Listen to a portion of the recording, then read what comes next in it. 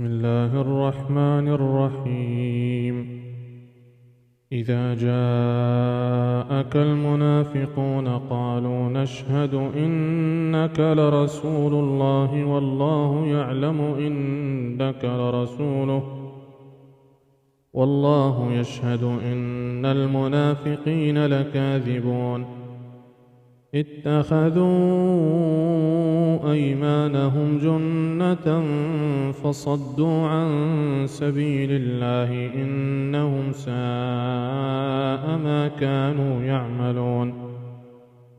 ذلك بأنهم آمنوا ثم كفروا فطبع على قلوبهم فهم لا يفقهون.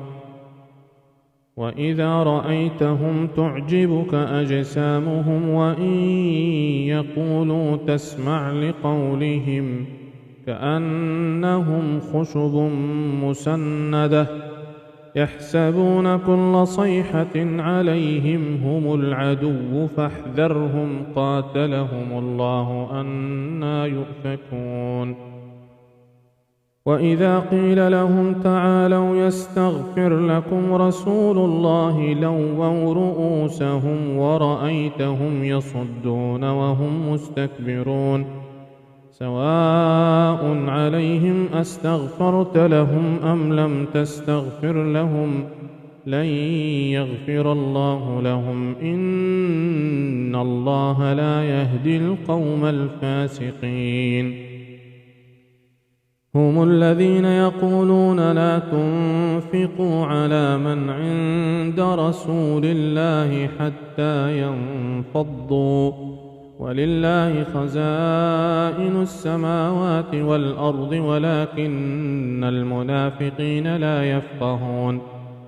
يقولون لئن رجعنا إلى المدينة ليخرجن الأعز منها الأذل ولله العزة ولرسوله وللمؤمنين ولكن المنافقين لا يعلمون.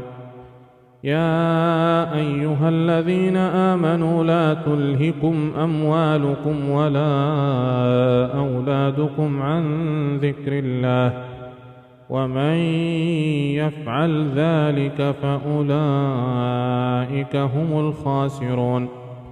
وأنفقوا مما رزقناكم من قبل أن يأتي أحدكم الموت فيقول رب لولا أخرتني إلى أجل قريب فأصدق وأكن من الصالحين ولن يؤخر الله نفسا إذا جاء